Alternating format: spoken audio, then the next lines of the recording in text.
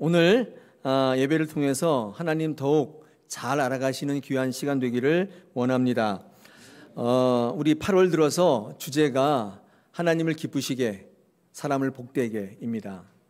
우리 지난 주일에는 주님을 감동시켰고 주님의 마음을 흐뭇하게 했던 수로보니게 여인을 묵상하면서 그의 사랑하는 귀신 들린 어린 딸이 고침을 받는 놀라운 복을 누렸죠.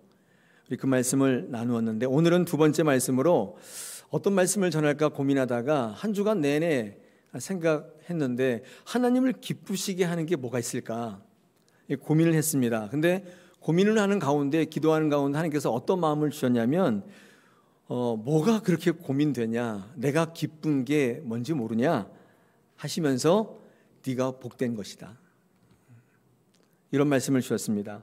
하나님을 기쁘시게 하는 것이 사람이 복된 것이라는 사실을 알게 하셨습니다. 저는 하나님을 기쁘시게 하는 게 따로 있고 사람이 복된 게 따로 있는 줄 알았습니다. 근데 그게 아니라 하나님이 기뻐하시는 것이 모든 사람에게 복된 것이라는 사실을 어떻게 보면 너무 당연한 것을 너무 새삼스럽게, 너무 확실하게 알게 하셨습니다. 인간에게 진정한 복이라는 게 뭐냐? 그게 바로 하나님이 기뻐하시는 것인 줄로 믿습니다. 할렐루야. 여러분, 복 받기를 원하시면 하나님을 기쁘시게 하는 거예요. 그게 복인 거예요. 저 너무 이상하죠? 아니, 그걸 이제야 깨닫다니. 저는 하나님을 기쁘시게 하는 게 따로 있는 줄 알았어요. 그리고 그러면 제가 받는 복이 뭐 따로 있는 줄 알았어요. 그게 아니었던 것입니다. 자, 여러분, 하나님이 기뻐하시는 게 뭐가 있냐 생각해 볼 때 어쩔 수 없이 믿음을 이야기할 수밖에 없습니다. 하나님을 기쁘시게 하는 것은 믿음, 가장 큰 거죠. 히브리서 11장 6절에 보니까 이렇게 말씀 증거하죠. 믿음이 없이는 하나님을 기쁘시게 할 수 없다 하지 못하나니 하나님께 나아가는 자는 반드시 그가 계신 것과 또한 그가 자기를 찾는 자들에게 상 주시는 이심을 믿어야 한다. 이러면서 이 히브리 기자가 분명히 말씀하는데, 믿음으로만 기쁘시게 할 수 있다. 하나님을 기쁘게 하는 건 믿음밖에 없다고 우리에게 조언합니다. 우리가 믿음으로 살아갈 때 하나님은 기뻐하신다는 이야기입니다. 자, 그러면 오늘 이 주시는 본문 사사기 2장의 말씀을 가지고 하나님이 기뻐하시는 믿음이 뭔지를 같이 한번 살펴보기를 원합니다.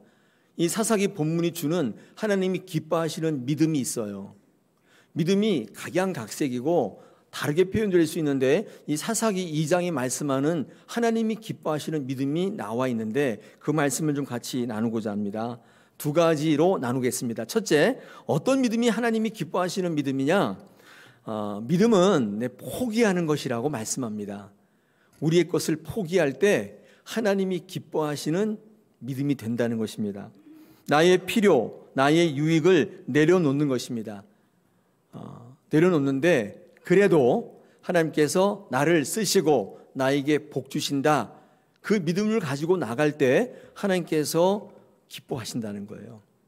내 필요와 요구를 반드시 채워야 한다, 반드시 얻어야 한다, 이렇게 생각하고 믿음 생활을 하시는 것보다도 이걸 다 내려놓고 다 포기해도, 그것을 구하지 않아도 하나님께서 알아서 채워주시고 하나님께서 복 주신다는 신뢰가, 이 믿음이 하나님을 기쁘시게 한다는 것입니다. 오늘 성경 말씀을 읽어보면요, 하나님께서 이스라엘 백성들의 조상들에게 좋은 것들을 주셨습니다. 애굽에서 꺼내주시고 출애굽시키셔서 가나안 땅으로 인도하셨습니다. 새로운 생명을 주셨고 그들을 구원하셨습니다. 그러면서 사사기 2장에서 뭐라고 말씀하냐면, 이 가나안 땅에 들어가게 하신 하나님께서 그들에게 요구하시는데 이 두 가지를 요구합니다. 첫째가 가나안 주민들과 언약을 맺지 말라. 우리 2절에 보니까 그렇게 되어 있죠. 언약을 맺지 말라. 그 다음 중반절에 보니까 그들의 제단을 헐라, 이렇게 말씀합니다. 이 말이 무슨 말이냐면, 한마디로 말하면 그들과 공존하지 마라, 그들과 같이 살지 말라, 그런 뜻입니다. 언약을 안 맺으면서 어떻게 살아요? 약속도 하고 비즈니스도 하고 해야 되는데 언약을 맺지 말라는 것은 같이 살지 말라는 거예요. 또 그들의 제단, 그들이 믿는 신의 제단을 섬기지 말라고 하는 것은 그들과 아는 척하지 말라는 거예요. 이건 그들을 내쫓으라는 얘기입니다. 우리 사사기 1장에 그들을 다 내쫓으라고 하나님 말씀하시거든요. 하나님께서 그들 조상을 좋은 곳으로 인도하시고 출애굽시켜 주시는데 그 대가가 뭐냐면 두 가지를 요구하셨어요. 그들과 언약 맺지 말고 그들의 제단을 헐라. 다시 말해서 공존하면 안 된다. 같이 살면 안 된다는 것입니다. 그런데 이스라엘 백성들은요, 그 하나님의 말씀을 듣지 않았습니다. 순종하지 않았다고 말씀합니다. 우리 2장 하반절에 내 목소리를 듣지 아니하였는데 왜 그랬냐? 하나님께서 반문하고 계십니다. 도대체 왜 그랬어? 내가 너희 조상들에게 좋은 곳 줬어. 노예 생활하던 그들을 빼내서 구원을 주고 자유를 줬어. 그리고 그들에게 두 가지를 부탁했는데 왜 그것을 지키지 않았냐? 이렇게 말씀합니다. 여러분, 왜 안 지켰죠? 왜 하나님께서 그들과 언약을 맺지 말고 그들의 제단을 헐라고 했는데 왜 이스라엘 백성들은 그들을 내쫓지 않고 그들과 함께 살았습니까? 이유가 뭡니까? 그 이유는 사사기 1장에 나와 있습니다. 한번 보십시오. 한 장만 넘겨보세요. 우리 한번 찾아보겠습니다. 28절 보세요. 28절에 뭐라고 되어 있냐면 하반절에 노역을 시켰고 다 쫓아내지 않았다.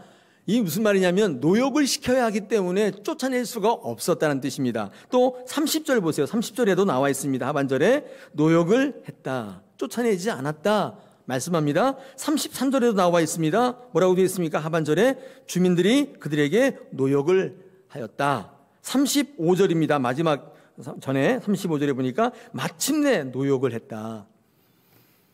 이게 무슨 말이냐면 하나님께서 구원의 대가로 좋은 걸 주시면서 그들을 내쫓으라고 말씀했는데 그들이 그 말을 듣지 않았던 이유는 한 가지입니다. 뭐 때문이냐면 다름 아닌 그들의 필요와 유익 때문이었어요. 아니, 어려운 일이 있는데 노예가 있는데 그럼 어떻게 합니까? 내가 합니까? 이 나이에 제가 합니까? 노예가 있는데 노예 시켜야죠. 이런 생각을 갖고 있었어요. 하나님의 생각은 분명히 공존하지 말라고 말씀했는데 내 필요와 유익을 내려놓지 못했어요. 필요한데 어떡합니까? 그런 거예요. 그래서 하나님의 말씀대로 살아가지 못했던 것입니다. 순종하지 못했습니다. 우리는 여기서 중요한 교훈을 하나 얻게 되는데 신앙생활하는 여러분 꼭 한번 들어보십시오. 이스라엘 백성들이 하나님의 말씀을 듣지 않고 순종치 않았던 이유가 뭔가? 이유가 뭐죠? 필요와 유익을 구하는 신앙생활을 했기 때문이에요. 우리 신앙생활을요, 필요와 유익을 얻기 위한 신앙생활을 하게 되면 하나님의 말씀을 듣지 않게 됩니다. 아니, 들리지가 않게 됩니다. 우리는 이스라엘 백성들의 이런 삶의 모습을 통해서 중요한 교훈을 하나 얻게 되는데 신앙생활을 이런 식으로 하게 되면 궁극적으로는 하나님이 좋은 것이었는데도 불구하고 하나님의 말씀을 듣지 않는 자기의 논리에 가득 찬 그런 삶을 살아간다고 말씀합니다. 여러분, 정말 믿음은 하나님 앞에 나의 필요와 요구를 내려놓는 것입니다. 하나님을 기쁘시게 하는 믿음은 나의 필요와 요구를 전적으로 하나님께 맡기는 것입니다. 필요와 요구를 얻기 위한 방법이 믿음이 아니라 필요와 요구를 전적으로 맡길 수 있는 결단이 믿음인 거예요. 그 믿음이 하나님을 기쁘시게 한다는 것입니다. 그리고 그 하나님의 기쁨이 우리에게 복이 된다는 것입니다. 간단하죠? 간단해요. 내 것을 내가 꼭 구해서 얻어야만 복이라고 생각하는 그런 믿음이 아니에요. 내 필요와 요구가 넘치지만은 그것을 하나님께 맡길 때 하나님께서 기뻐하시고 그 기쁨이 나로 하여금 복으로 인생의 열매 맺게 한다는 이게 믿음이에요. 이게 믿음인 것입니다. 그러므로 하나님의 말씀이 들린다는 것은 내 필요와 요구를 전부 포기한다까지는 아니더라도 적어도 하나님의 말씀이 나의 필요와 요구보다는 우선순위에 있다는 증거죠. 다 포기하면 좋을 텐데 실질적으로 어렵다면 우선순위를 설정할 때 하나님이 내 것보다 위에 있어야 돼요. 그러면 들리기 시작해요. 근데 하나님의 것이 내 것보다 아래에 있잖아요. 그러면 오늘 제 입을 통해 선포되는 말씀이 들리지를 않아요. 참 신기하게도 안 들려요. 마태복음 6장 33절에서 예수님이 이런 말씀하시죠. 그런즉 너희는 먼저 그의 나라와 그 의를 구하라. 그리하면 이 모든 것을 너희에게 더하시리라. 여러분, 이 말씀이 뭐죠? 나의 유익보다 하나님의 명령, 사명, 부르심이 우선순위에 있게 된다면, 내 것에 보다 하나님의 것을 우선순위로 삼는다면 다른 것들을 부어주시는 복이 있다는 뜻이죠. 그러니까 우선순위에 대한 말씀인데, 그러므로 믿음이라는 건 뭐냐면 내 것 위에 하나님 것을 우선순위로 놓는 것, 이게 믿음일 수밖에 없어요. 이게 곧 하나님을 기쁘시게 하는 것이고 이게 복으로 직결된다는 거예요. 우리는 이제까지 신앙이 뭐라고 배웠냐면 내 필요를 어떤 것보다도 간절히 열심히 뜨겁게 크게 구하는 것이 좋은 믿음이라고 배워왔습니다. 내 필요와 요구가 있다면 다른 거 다 차지하고도 이것을 얻기 위해서 간절히 열심히 크게 뜨겁게, 이게 좋은 믿음이라고, 신앙이라고 생각했었습니다. 여러분, 그런데 오늘 사사기 2장에 나타난 이스라엘 백성들을 향한 하나님의 행하심을 한번 보십시오. 3절과 4절을 제가 한번 읽어보겠습니다. 그러므로 내가 또 말하기를 내가 그들을 너희 앞에서 쫓아내지 아니하리니 그들이 너희 옆구리에 가시가 될 것이며 그들의 신들이 너희의 올무가 되리라 하였노라. 여호와의 사자가 이스라엘 모든 자손에게 이 말씀을 이르매 백성이 소리를 높여 운지라. 이게 무슨 말이죠? 이스라엘 백성들이 하나님이 명령하셨는데도 불구하고 귀 기울이지 않고 자기의 유익에 따라 내쫓지 않고 노역을 시키면서 하나님과 정면으로 배치되는 삶을 살았으니, 그랬더니 살림살이가 좋아졌냐? 뭐라고 되어 있습니까? 자기의 유익이 되고 복이 되기는커녕 옆구리에 가시가 되고 그들의 미래에 올무가 되었다고 말씀합니다. 뿐만 아니라 그들은 소리 높여 우는 인생이 되었다고 성경은 우리에게 증거하고 있습니다. 거기를 뭐라고 불러요? 소리 높여 울었던 그 장소를 뭐라고 불러요? 복임이다. 그렇죠? 복임. 우리 5절에 나와 있습니다. 복임이다. 이렇게 얘기하고 있습니다. 이런 복임이라는 말에 주가 붙어 있죠. 맨 밑에 보니까 뭐라고 되어 있습니까? 우는 자. 아니, 내 것을 유익을 챙기고 내 필요를 챙겼는데 왜 우는 자가 됩니까? 웃는 자가 되어야 되는 거 아니에요? 신앙을 잘 이용해서 내 것을 잘 챙겼는데 근데 왜 우는 자가 됩니까? 웃는 자가 되어야죠. 오늘 2장 1절에 보니까 여호와의 사자가 길갈에서부터 복임으로 올라와서 말했다고 되어 있습니다. 여러분, 복임이 어떤 자리냐면, 여러분 꼭 기억하실 필요가 있는데, 이 길갈과 대비되는 장소이죠. 여러분, 길갈은 어떤 곳인가 하면 하나님의 복이 선포된 장소입니다. 그렇죠. 과거에 애굽의 수치가 굴러간 장소예요. 여호수아가 이스라엘 백성들을 이끌고 요단강을 건넜습니다. 이제 조금만 진주하면 이제 가나안 땅에 진입하는데, 그때 하나님께서 여호와 사자를 동원해서 이 여호수아와 이스라엘 백성들에게 뭘 요구하셨냐면 전 백성에게 할례를 행하라 명령하셨어요. 그때 이 여호수아와 이스라엘 백성들이 지금 할례할 때가 아닌데, 할례라면 지금 무지하게 손해보는데, 이렇게 하고 망설이고 주저하고 그 명령을 거부한 게 아니라 담대히 그 명령을 따라서 전 병력에게 할례를 행했다, 그 말입니다. 우리 한번, 이건 중요한 말이니까 한번 같이 읽어보면 좋겠습니다. 우리 여호수아서 5장으로 한번 가보겠습니다. 성경을 한번 찾아주시기 바랍니다. 우리 사사기 앞에 있습니다. 여호수아서 5장으로 한번 가보겠습니다. 사사기 바로 앞에 여호수아 있습니다. 여호수아 5장 1절부터 12절 말씀을 저와 여러분이 한 절씩 한번 교독해 보겠습니다. 중요한 거니까 한번 교독해 보겠습니다. 여호수아서 5장 1절로 여러분 12절까지의 말씀입니다. 준비되셨습니까? 네. 9절까지 읽겠습니다. 제가 먼저 읽겠습니다. 유단 서쪽 아모리 사람의 모든 왕들과 해변에 가나안 사람의 모든 왕들이 여호와께서 요단물을 이스라엘 자손 앞에서 말리시고 우리를 건너게 하셨음을 듣고 마음이 녹았고 이스라엘 자손 때문에 정신을 잃었더라.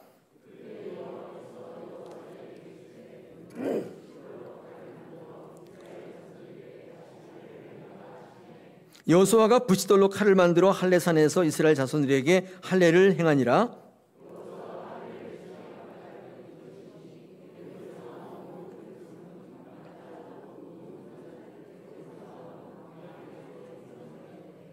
그 나온 백성은 다 할례를 받았으나 다만 애굽에서 나온 후 광야길에서 난 자는 할례를 받지 못하였음이라.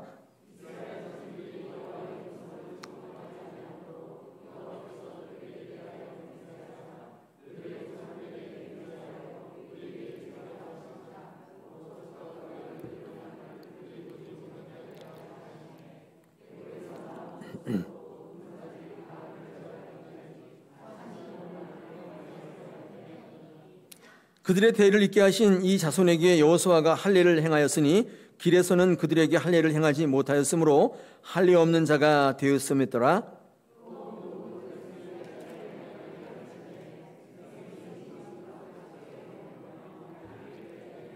함께 읽겠습니다.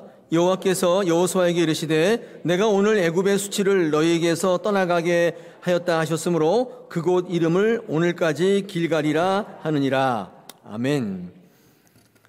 여러분, 길갈은 이처럼 할 수 없는 상황인데 자기 유익과 판단을 내려놓고 하나님께서 명령하시기 때문에 할례받지 않은 젊은 병사들에게 다 할례를 행했단 말이에요. 그때 하나님께서 감동하셨어요. 기쁘셔가지고 그들에게 뭘 축복하셨냐면 너희의 모든 수치가 다 굴러가게 하시겠다. 이 말이 무슨 말이죠? 이제부터 너희는 복된 삶을 살게 하시겠다. 앞으로는 수치스러운 일이 없을 거다. 너희가 하는 모든 것들이 다 복이 되게 하시겠다. 애굽의 어떤 보화보다도 값진 인생으로 만들어 주겠다. 이 복이 선포된 자리가 길갈입니다. 할 수 없는 상황인데 하나님의 명령에 귀를 기울이고 순종했습니다. 여러분, 이게 굉장히 중요하죠. 내 것을 내려놨어요. 내 판단과 내 선택을 내려놓은 거예요. 근데 저 같아도 힘들었을 것 같아요. 지금 막 전쟁을 해야 되는 입장인데 백성들에게 할례를 시킨다는 것은 이 상식적이지 않죠. 그때 여호수아가 결단한 거예요. 들었어요. 순종했어요. 그랬더니 길갈이 선포된 겁니다. 그런데 시간이 지난 다음에 이제 가나안 땅을 정복하고 가나안 땅에 입성하여 살고 있는 이스라엘 백성들은 그 여호수아의 신앙을 잊어버렸습니다. 당장의 자신들의 편함과 유익을 위해서 살아가는 인생이었으며 자기의 것을 추구하는 신앙을 했습니다. 그럴 때 그 조상에게 선포했던 길갈의 약속을 잊어버렸어요. 여러분, 그럴 때 이 복이 선포되었던 그 길갈이 소리 높여 울 수밖에 없는 복임이 되었다. 오늘 성경은 우리에게 말씀하고 있습니다. 주목해서 봐야 되는 것이죠. 한 번 길갈이 영원한 길갈은 아닌 것 같아요.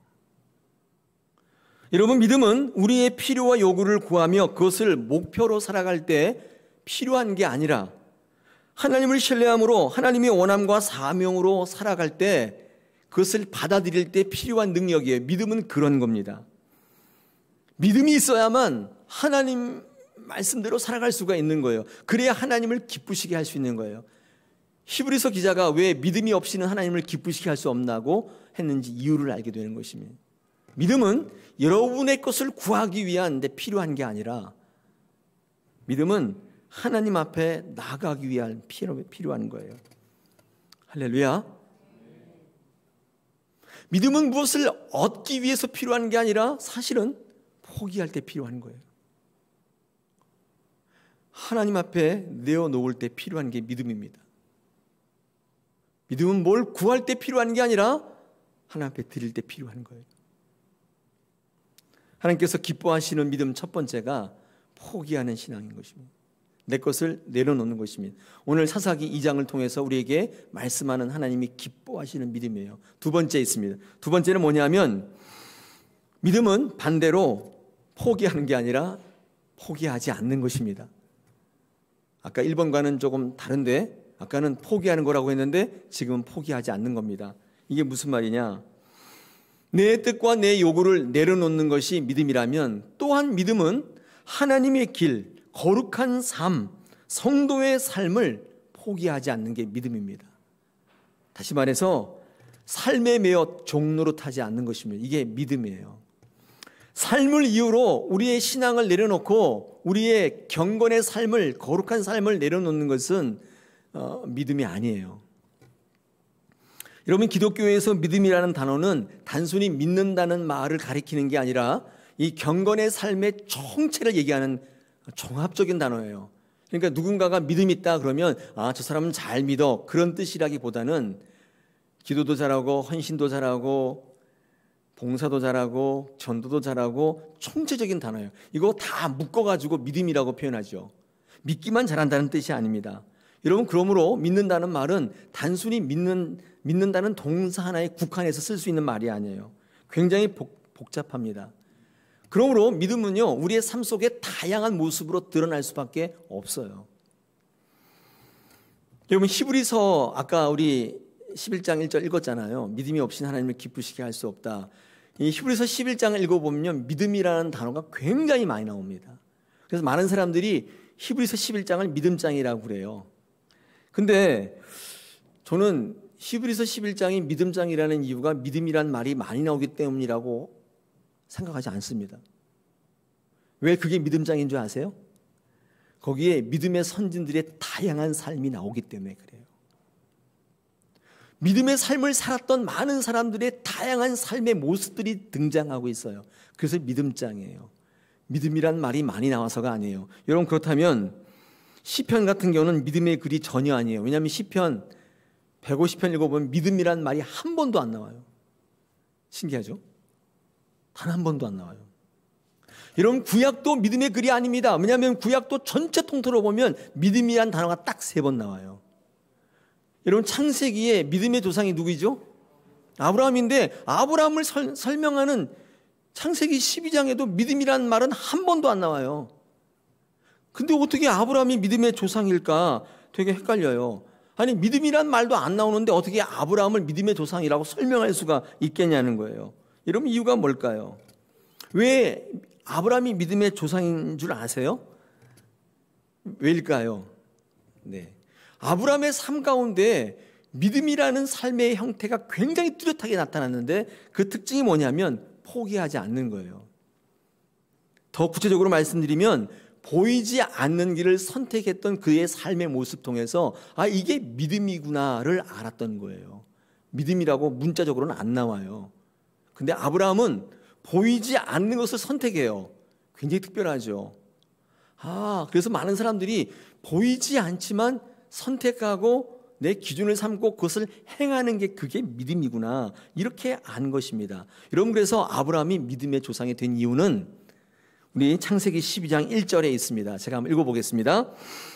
여호와께서 아브라함에게 이르시되 너는 너의 고향과 친척과 아버지 집을 떠나 내가 네게 보여줄 땅으로 가라. 그랬더니 진짜 가버렸어요. 어떤 땅으로 가라고요? 내가 내게 보여줄 땅. 보이지 않아요. 아직 보여준 게 아니에요. 근데 아브라함은 그 보이지 않지만 하나님께서 말씀한 것을 믿고 주실 줄로 믿고 그 보이지 않는 길을 떠난 것입니다. 그것을 선택했습니다. 보이지 않는 상황 속에서, 증거도 없는 상황 속에서 할 바를 알지 못하고 떠났습니다. 여러분, 이게 믿음인 거예요. 믿음인 거예요. 여러분, 믿음은 어떤 거예요? 믿음은 보이지 않는 것을 선택하는 거예요. 보이는 것을 붙잡는 게 아니에요. 보이지 않는 것을 선택하는 것입니다. 그래서 보이지 않지만 하나님께서 가라 하실 때 그 성도의 길을, 거룩한 길을 포기하지 않는 거예요. 그래서 보이지 않지만 떠나는 것입니다. 그게 믿음입니다. 아브라함이 믿음의 조상이 된 이유는 바로 그 이유 때문입니다. 성경을 묵상해 보면 아브라함이요, 훌륭한 사람이 아닙니다. 실수가 없는 것도 아니었고 인격적으로 훌륭하지도 않았어요. 신앙적으로 훌륭하지도 않았습니다. 그런데 그가 믿음의 조상이 되었던 이유는 단 한 가지예요. 보이지 않는 것을 붙들었어요. 그거 하나예요. 포기하지 않았어요. 그 길 걷는 것을 중간에 포기하지 않았어요. 이제 안 보이니까 지친다. 언제까지 내가 이것을 붙들고 살냐. 보이는 세상으로 나가야겠다. 이렇게 한 적이 없고 끝까지 갔어요. 이런 사도 바울도 끝까지 달려갔다고 말합니다. 디모데후서 4장 7절에서 사도 바울은 죽음을 직전에 놓고 이렇게 고백합니다. 나는 선한 싸움을 싸우고 나의 달려갈 길을 마치고 믿음을 지켰다고 고백합니다. 여러분, 왜 끝까지 달려갔냐?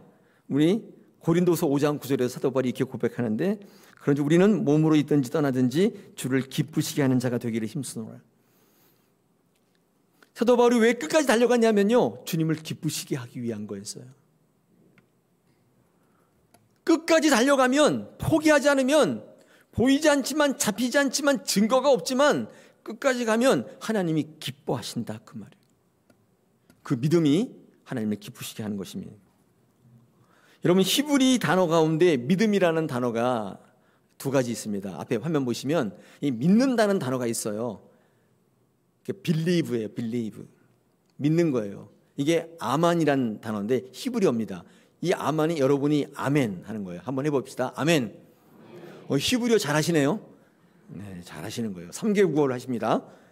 네. 3개 국어 뭐냐고요? 한국말, 경상도말, 히브리말. 아멘. 여러분 샬롬 아시죠? 샬롬. 옆에 분들랑 인사하겠습니다. 샬롬. 히브리어 잘하시네요. 요거는요, 평안하라는 뜻입니다. 여러분, 이 아멘이라고 하는 데서 이 아멘에서 아멘이 나왔는데 이 아멘이라는 단어는 믿는다는 뜻입니다. 그런데도 불구하고 성경을 펼쳐보면 믿는다는 이 성경 말씀에 이 아멘이 안 쓰이고 전부 에무나로 쓰이고 있습니다. 이 에무나라고 한 단어를 사전에 찾아보면 견딘다, 버틴다, 참는다의 뜻이에요. 이 히브리 사람들은 어떤 걸 믿음으로 보냐면 믿는 걸 믿음으로 안 봐요. 끝까지 가는 걸 믿음으로 보는 거예요. 끝까지 가는 걸 믿음이라고 보는 거예요. 끝까지 가지 않고는 결코 볼 수 없는 게 믿음이에요. 중간에 포기하면 아무것도 아니에요. 여러분, 포기하지 않는 거 되게 중요하겠죠. 아까는 포기해야 되는데 지금 포기하지 않는 게 되게 중요해요. 보이지 않는다고 포기하시면 안 돼요. 손에 잡히는 게 없다고 이제 그만하겠다 포기하시면 아무것도 아닌 게 되는 거예요. 끝까지 가셔야 돼요. 그게 에무나이고 그게 믿음인 것입니다. 하나님이 기뻐하시는 믿음이에요. 여러분, 하나님이 기뻐하시면 어떻게 돼요? 포기만 돼요. 자, 오늘 성경 말씀 2장을 읽으면서 눈에 띄게 많이 표현되는 하나의 어구가 있습니다. 그게 뭐냐면 뭐뭐 하는 동안에 라는 단어입니다. 한번 찾아보겠습니다. 오늘 7절 한번 보십시오. 7절, 사사기 2장 7절에 보니까 뭐라고 되어 있습니까? 백성이 여호수아가 사는 날 동안, 또 그 밑에 보니까 여호수아 뒤에 생존한 장로들 곧 여호와께서 이스라엘을 위하여 행하신 모든 큰 일을 본 자들이 사는 날 동안 여호와를 섬겼다, 이렇게 되어 있습니다.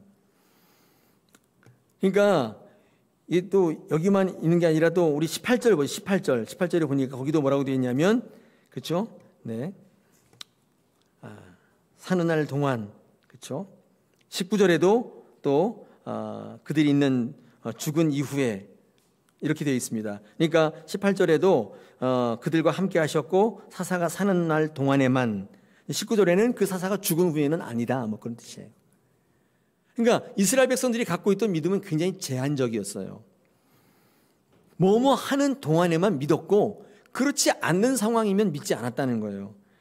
우리 아까 읽으신 그 말씀 가운데 우리 7절에 여호와께서 하신 일들을 이 본 자들이 뭐냐면 이게 출애굽 세대인데, 출애굽하면서 이 1세대는 다 죽었고 2세대들이 있는데 그 세대들이 어떤 사람들이냐면 만나를 계속 봤던 사람이에요. 그리고 이 요단강이 어떻게 갈라지는지를 봤던 사람이에요. 이 기적과 이 표적과 이런 것들을 체험한 사람들이에요. 이런 사람이 있을 때까지는 믿음이 있었다는 거예요. 근데 여호수아가 죽고 그 하나님이 하신 기적들을 본 사람들이 다 죽고 난 다음에는 우리 10절 보니까 아예 여호와를 몰랐다. 이 말이 뭐예요? 믿지도 않고 알지도 않았다는 뜻이에요.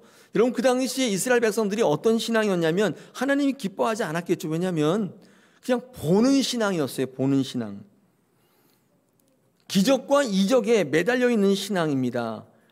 그래서 기적을 말하고 기적을 전하고 기적을 행하는 사람들이 살아있을 때만 믿음으로 살았고 그들이 없을 때는 에이 그런 게 어디 있어, 그러고 안 믿었다는 거예요. 하나님이 기뻐하는 신앙이 믿음이 아니었죠. 저는 이런 신앙을요 이렇게 얘기합니다. 보는 신앙. 뭐라고요? 보는 신앙. 어떤 분은 저한테 말씀할 때 그 사람은요 체험 신앙이군요. 아니에요, 여러분. 그렇게 말씀하면 안 돼요. 신앙은 체험 신앙이라는 건 없어요. 그분은요 생활 중에 기적을 체험하고 능력을 체험하고 고침을 체험했기 때문에 그 신앙이 된 겁니다. 그런 건 없어요, 여러분. 그걸 우리는 보는 신앙이라고 합니다. 하나님 우리에게 체험하시길 원하는 체험은 그런 체험이 아니에요. 제가 새벽기도 때 한번 말씀을 드렸는데 하나님 우리를 뭘 체험하길 원하시냐면 하나님이 기적과 능력과 이적들과 이런 걸 체험하라고 하는 게 아니에요. 하나님이 정말 체험하라고 하는 건 어떤 체험이냐? 이런 체험이에요. 내 뜻대로 살아가 보니까 망했구나. 내가 원하는 대로 살았더니 거지가 되는구나. 이거 체험하기를 원하시는 거예요. 여러분 체험은 두 가지가 있어요. 그래서 첫째가 오병이어의 체험이 있고 두 번째가 탕자의 체험이 있어요. 하나님이 원하시는 체험은 오병이어의 체험이 아니에요. 떡이 막 고기가 막 이야 이거 저 사람은 그런 체험 신앙은 없어요. 그건 신앙이라고 부르지 않습니다, 여러분. 하나님이 정말 체험하기를 원하는 것은 내 뜻대로 해보니까 안 되네. 내 이렇게 하려고 했는데 안 되네. 하나님밖에 없네. 주 예수님밖에 없네. 이걸 체험하기를 원하는 거예요. 하나님의 체험은 아버지께로 인도하는 것입니다. 오병이어를 체험한 사람들은 다 떠나고 없었어요. 근데 탕자는 하나님께로 돌아오잖아요. 하나님이 원하시는 체험은 주님께로 가까이 부르는 체험이에요. 앞으로 체험신앙 이런 말 쓰지 마세요. 체험하면 하나님을 떠나게 됩니다. 기적을 체험하고 이적을 체험하니까 그게 없을 때는 떠나가는 거예요. 여러분 이 체험은 굉장히 제한적이에요. 왜냐하면 사람마다 다른 것입니다. 경험이라는 건 다 그래요. 똑같은 일이라도 다 달라요. 여러분 성경은요 이 경험이 변치 않는다고 말하는 적이 없어요. 오직 변치 않는 것은 말씀 외에는 없어요. 그러므로 기적을 체험하는 신앙이 아니라 말씀을 체험하는 신앙으로 가셔야 돼요. 그게 복이 되는 것입니다. 할렐루야. 말씀이 가장 큰 기적인 거예요. 그래도 체험하고 싶은데 어떡합니까? 네. 저는 말씀을 통해서 인생이 바뀌는 것을 꼭 보고 싶어요. 병이 낫는 기적, 부자가 되는 기적, 그런 기적이 아니어도 하나님의 말씀이 나를 바꾸고 성령이 나를 통치하셔서 하나님을 향한 영생을 바라보는 끝까지 달려가는 그런 신앙이 우리 교회에 많아졌으면 좋겠어요.